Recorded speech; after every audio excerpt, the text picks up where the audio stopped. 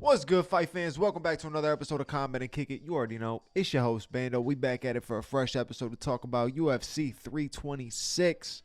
My boy Charles Do Bronx Oliveira going up against Max Holloway. Obviously, you know I'm scared.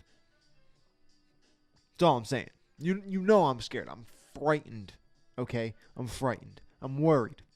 But we got to talk about the card. We got to do some breaking down. So let's get into it. Let's waste no time. Let's smoke.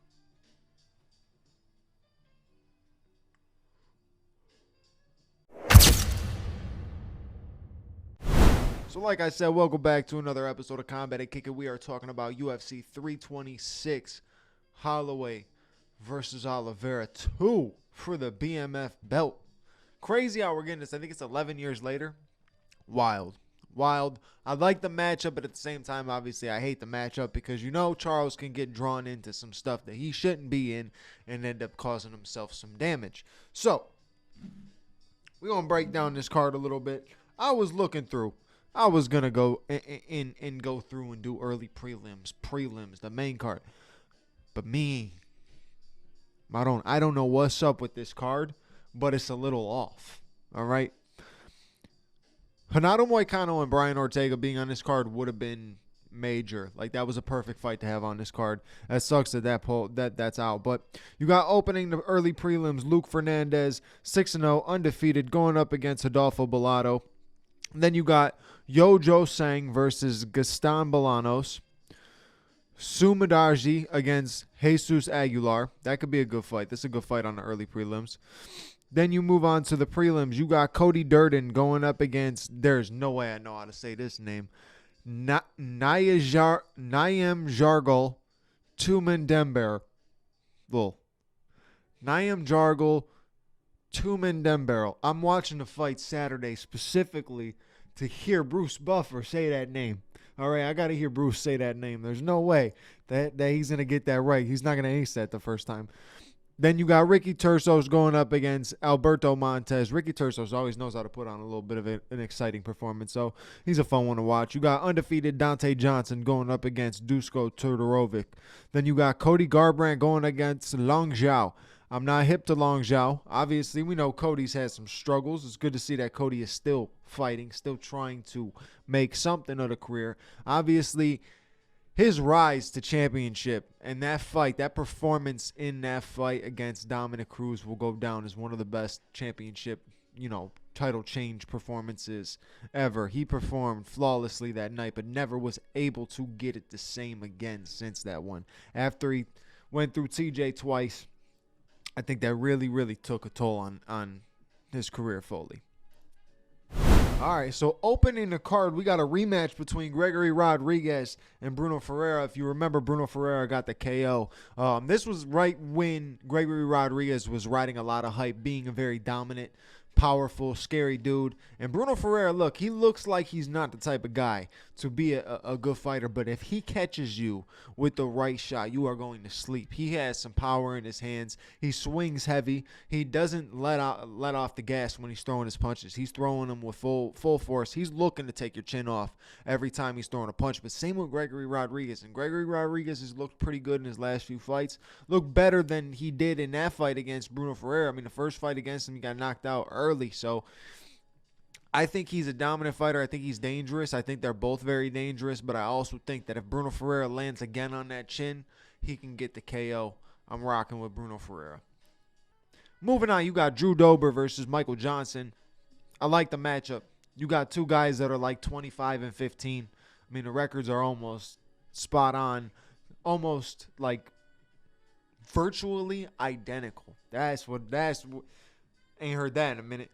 But it's an interesting fight because it's hard to really choose on who's gonna win that one. You've seen both of these guys get to a point where you're like, damn, like even in their losses, they look like they were dominant in their losses. Like I know that sounds weird, but like had good performances even in their losses. But they have just a weird career, right? Especially Michael Johnson. Michael Johnson will lose to absolutely nobody and knock out your favorite fighter who's in the top 5 of the division. That's just, it's very weird on how it happens. But also, Michael Johnson is the type of guy that you can chin. You can chin him, you can catch him, you can sleep him. I mean, Josh Emmett sent that man to the shadow realm. That was one of the nastiest KOs I've ever seen. That was disgusting, right? Michael Johnson can definitely get caught. Michael Johnson also is somebody who's got a lot of power in his punches, so don't forget that. Man put down Dustin Poirier. Got to finish against Tony Ferguson. He's got a lot of pop in his punches, and he throws at different angles. His boxing is kind of unorthodox. He throws at different angles, so it can catch you off guard. He's got those long, skinny arms with just heavy hands at the end of them. You know what I'm saying? His hands are heavy, and he throws different. So if he lands, he can knock you out. His performance against Daniel Zellhuber really stood out to me. I thought that was a fantastic performance, and I did not expect that. I actually had my money on Daniel Zellhuber getting a win, but Michael Johnson put on a good performance, and that's the thing that he does. He comes out, he puts on a good performance randomly, right? When you think Michael Johnson, because his record, like I said, he's 25-19, right? So that's like, for you've seen guys with better records get cut in the UFC, and Michael Johnson's been in the UFC for as long as I can remember. You know what I'm saying? Like, he's been in the UFC for a long time, been very loyal to the company, so I give him props on that. But one day he's up, next day he's down. That's the thing about Michael Johnson. But he never backs away from a fight. He always takes a fight. Like, him versus Justin Gaethje was a wild fight, man. That was a wild fight. It was a fun, exciting fight. It was a great way to introduce Justin Gaethje. And it was also, I don't think it changed much for Michael Johnson career-wise. I think it was a tough fight, right? And Michael Johnson was the perfect matchup for that, to bring somebody into a tough fight in the UFC. Michael Johnson's always going to give a tough one, so I give props to him. And then when you look at Drew Dober's one of those guys that's kind of got, like sometimes he looks like he's got it all. Like, he's the full package of a fighter. He's got good hands, good boxing, good defense, good wrestling defense, good wrestling, right? Sometimes he looks like he's got it all, and then next minute he looks like he should never be in the top 10. That's just Drew Dober. That's how I be seeing Drew Dober, at least. That's how I've seen him in the past. Sometimes he gets a nasty win. Sometimes he gets a nasty loss. It's up and down. His record is 28-15, so not that far off. You know what I mean? Like, it's a lot of fights, though. Both of these guys, a lot of fights. Veterans, obviously. Veterans of the sport. Never been to the top of the division, but have made their way to the top 10. Maybe, kind of hovered over around top 5 in 5-6 area maybe, and then bounced back up and down. But these guys have gotten up, came down, got up. They've fought all over the divisions, but they are also two fighters that do not turn down fights. So I do give both these guys props. They will fight anybody, anywhere, at any time, right? We don't talk about these kinds of fighters enough, right? We talk about our main event fighters. Oh, he's a fighter. He'll take a fight anywhere, but then you won't see him for 3 years, right? These guys who keep the middle of the card up, they fight consistently, and I give them props. They don't say no. They fight tough opponents. Like Drew Dober against Islam Makhachev, that was a completely mismatch. Shouldn't even have been a matchup, but it happened, right? Khabib versus Michael Johnson shouldn't have been a matchup, but it happened. You know what I'm saying? So they fought the toughest of the tough, the worst of the worst. They put on great performance, put on bad performances. I think, though, they are going to put on a good fight. I think it's going to be an exciting fight. I think it's going to be a back-and-forth fight. Who gets the win? I don't know. I guess who just lands that one shot randomly in maybe a chaotic exchange or something like that. I could see Drew Dober getting the W, but I could also, you're only as good as your last performance, and Michael Johnson's last performance was great. So I'm rocking with Michael Johnson in this fight. Honestly, I never really rock with him in any fights, but I think with that last performance, he could have a great one, but I could also see Drew Dober knocking him out. I could see Michael Johnson knocking out Drew Dober. It's one of those ones. It's a pick 'em. It's a pick 'em. Moving on, we got Rob Font versus Raul Rosas Jr. This is a major test for Raul Rosas Jr. Rob Font is a tough, durable, powerful puncher. He's fought the best of the best. He's fought anybody you could really fight in the division. He's gotten up to the top. He's had an up and down career too. He's fought tough guys. He's fought tough opponents, and he doesn't turn down fights. And this fight is huge for Raul Rosas Jr. because if Raul Rosas Jr. can get it done, that's major. That's pushing him into top 10, top 5 category, and that's making a bigger name for himself. A lot of people already have been backing Raul Rosas Jr., him being the youngest fighter and everything like that. Of course, people are going to back that. And people want to see him win. People want to see him be successful. But Rob Font, he's low-key a fan favorite because you know you're going to get something exciting out of him. You could potentially get a nasty knockout. You could also potentially get an exciting fight, right? You just know that he's there for the smoke and he's going to show up. So it's always great. Always great to have a fighter like that. I do see Raul Rosas Jr. getting it done, though. I see Raul Rosas Jr. in an exchange getting this fight to the ground. Maybe when Rob lands something heavy, I see Raul getting this fight to the ground and securing a submission between the first and second round. I think it's going to be early. I love Rob Font. Huge Rob Font fan. I think if he touches your chin, you can definitely go to sleep. There's no doubt. You've seen him do it the way he pieced up Adrian Yanez. I didn't expect that. But the man's got power. He's got power and he's dangerous. So you don't want to get in a crazy exchange. If anything, you want to try to get him to the ground and put him in a position. And not in a position where you're just trying to hold them down. No, you have to go for a finish against a guy like Rob Font. You don't want to get dragged into deep waters with a guy who's going to continue to scrap for 3 rounds. He's not going to stop. So I can see Raul Rosas Jr. shooting, getting this fight to the ground, securing a submission, getting an early win, and making a statement because he needs that. Against a guy like Rob Font, that's a major statement to make. So it's one of those fights, too, where I'm, like, rooting for both guys. I don't really care who wins in that one. Like, I don't have a dog in that fight, but I think Raul Rosas Jr. is going to get it done. If I'm putting my money on it, if I'm making the parlays, if I'm just throwing a one-and-done type of bet, I would be taking Raul Rosas Jr. for the win. I'd take him either if you want to take him for the win on the money line or take him for a submission. I think you got a good chance. Now, on to a major. We are in the big dog breakdown now. Yep, we are in the big dog breakdown because we are now in the co-main and main event area.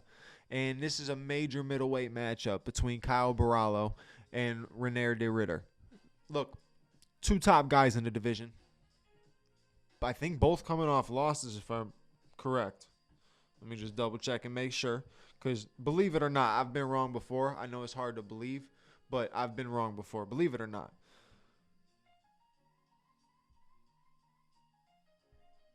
Yeah, so he's coming off a loss against Imavov. De Ridder's coming off a loss against Fluffy. Oh, no, Brendan Allen. That's who he lost to. He lost to Brendan Allen. Him and Anthony Hernandez never got that fight in. Lost to Brendan Allen. So both men coming off a loss. Both need a win. You just had Sean Strickland make some noise. Good win. Major win for him. Against Fluffy, a top guy. You want to be on the winning end of this for sure, because you're looking at 4 top guys then, right? So say Kyle Barallo wins this fight. Kyle Barallo has lost to Imavov. Imavov seems like he should be the number 1 contender to fight Khamzat next. You would think that they haven't made that fight yet. There's nothing going on. I haven't even seen rumors about it, but you would think that would be the fight to make next. But then you got Sean with the big win. So you got Khamzat, Imavov, Sean, and then whoever wins this fight, right? So you got a couple matchups you can make. You can even put them on the same card. You got number 1 contender opportunities, and you also have like backup opportunities, right? Say the fight gets offered to Imavov pulls out. You got Sean Strickland. Sean Strickland can't do it. You got whoever wins this one, right? And then you got Joe Pyfer and Israel Adesanya in a few months. I see Israel Adesanya not really trying to grind his way back to a title shot, but I can see that fight's major for Joe Pyfer. If he can get a W, he shoots himself up quick in that division. Real quick. But this fight is major. Obviously, like I said, you got number 1 contender potential. You know, it's potentially there. So you want to put on a good performance. You want to make a statement. Sean just made a statement, so you got to go out there and make a better statement. And what better statement than a early finish? And if, in my personal opinion, the matchup could be pretty boring, right? It could be a boring fight, but it also could be, it's one of those ones where it could be extremely boring, or it can catch you off guard and be like, whoa, that was a banger, right? Kyle Barallo's a tough fighter. He's a tough fighter. He can mix it up. He can mix it up pretty well. Not crazy, but he can mix it up pretty well.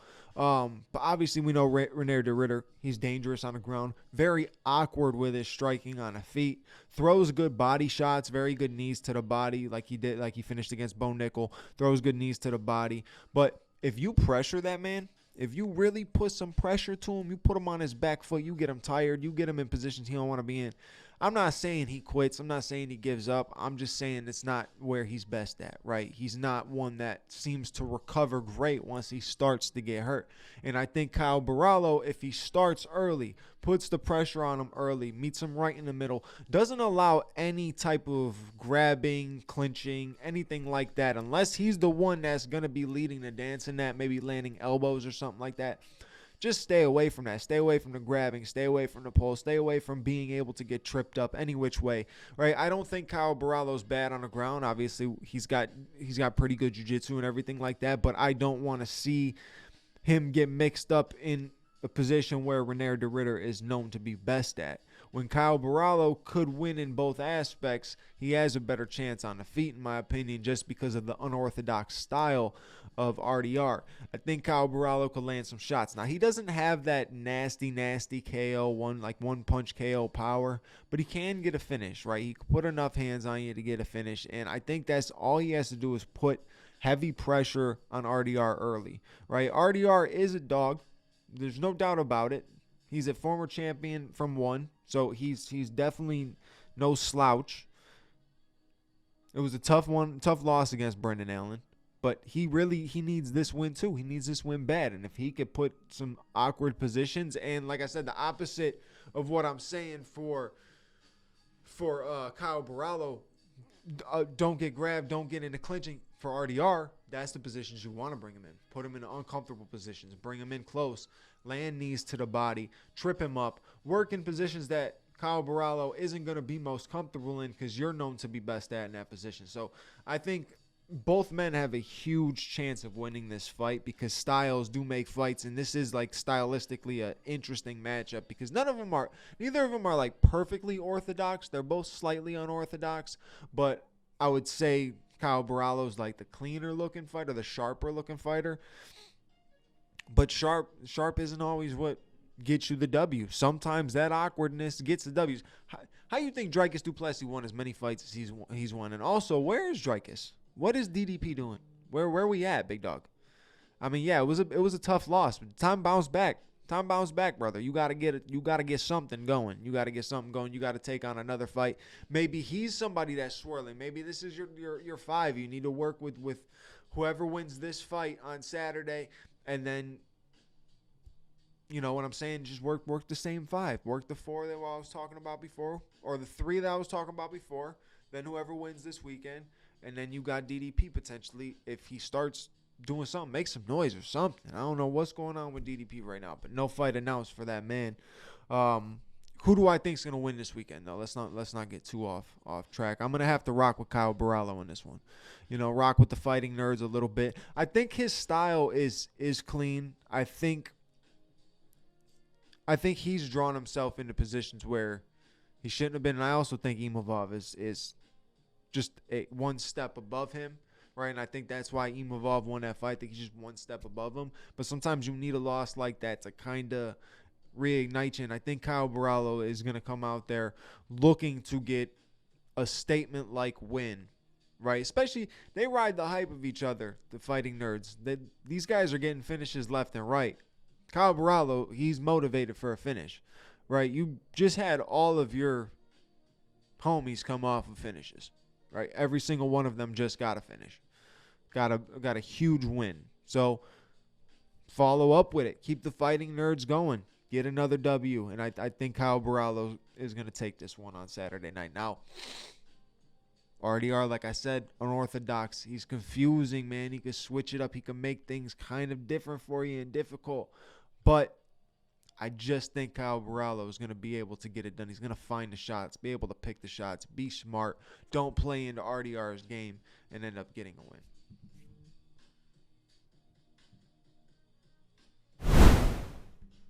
So now we move on to the main event. And obviously, you know, I do the individual high stakes fighter breakdowns for the guys in the main event when it comes to these big cards. So I'm going to do that, obviously. So there's not going to be a crazy major breakdown in this, but we just going to talk about this for a second, right? Let's not take anything from that fight, whatever it was, 11 years ago. That 2013? Damn. No, 20. I thought that was 2014, 15. I thought that was 2014 or 15, but 2015 sounds about right. I just thought it was 2013, but 2015 sounds about right. But either way, doesn't really matter. That fight don't matter. Exactly what I said. Doesn't really matter. Does not matter. That fight is not the fight that you are going to see Saturday night. And both of those fighters are not the fighters that you are going to see Saturday night. So let me tell you something. If you are looking for a breakdown and comparison from that fight back in the day, scratch it. It ain't got nothing to do with what's about to happen this Saturday. These are two completely different fighters, man. Max has taken over the game. Max is taking over the game with his style, with his excitement, the volume, right? He brought volume to the game early on in his career, but the way now that it's almost like his gimmick, right? He knows he's going in there to scrap with you. The point down is his gimmick, right? Other people are trying to do it now. It's like when McGregor was doing the behind the back thing. A whole bunch of guys started doing the behind the back. They would get wins. They're starting to do the billionaire strut, right? Guys are now pointing to the ground in the last few rounds of a fight, even when it's boring as shit, and they point down, like, let's go. Like, no, you're not Max Holloway. Sometimes you just got to leave it to Max. But Max has a crazy rise. Charles Oliveira, insane rise. I mean, people were writing Charles Oliveira off. People did not expect Charles Oliveira to be anything in the division, right? Now, your boy over here, he knew what was up, okay? All right, we knew what was up over here. That's all I'm saying. I've been saying this stuff. I've been telling you Charles Oliveira was he, okay? I've been saying it. I've been saying it. That's all. You know it. I know it. Everybody else knows it, right? There's only a few things I've ever called on point in this sport, and I'm gonna hold it high because, like I said, there's only a few things that I've ever called in this sport. One of them was Charles Oliveira becoming UFC lightweight champion. There was no doubt about it. I said it was going to happen, and I said that after he beat Tamer. No one thought after he beat Tamer that he was gonna be a UFC champion. I did. Freaking front, like the what? Boom, caught nasty. So I knew what was up. Right? So I called that, and I said Leon Edwards was going to knock out Kamaru Usman. Looking at it now, it seems so fluke, right? With the way that Leon's performances have been since that. He hasn't done nothing like that since. Seems kind of fluke, but I called it. Now, I've also missed a lot of shit. I've tried to call a lot of stuff, and I've swung and missed, so definitely know that. But this fight, as much as I hate it, I love it. You know what I'm saying? The reason I hate it is because you're a fan favorite. These guys are both fan favorites. You like both of them. You get behind both of them. You rock with both of them. I don't think there's a time where you've watched one of their fights and you really wanted to see either of them lose. You know what I'm saying? It's hard to not root for either Max Holloway or Charles Oliveira, but if you're choosing one, who do you choose in this fight? Like I said, they're two different fighters from their last bout. Completely two different fighters. I think Charles can put people in much more dangerous situations than he ever was able to before. I think Max can put you in extremely dangerous positions and put volume on you that you can't handle. They're going to clash, okay? It just depends who comes in with the smarter game plan. Is Charles going to is he going to fall into the crash, right? Is he going to go for the head-on collision with Max? Because that's the problem. If you go with the head-on collision with Max, you're going to get pieced up.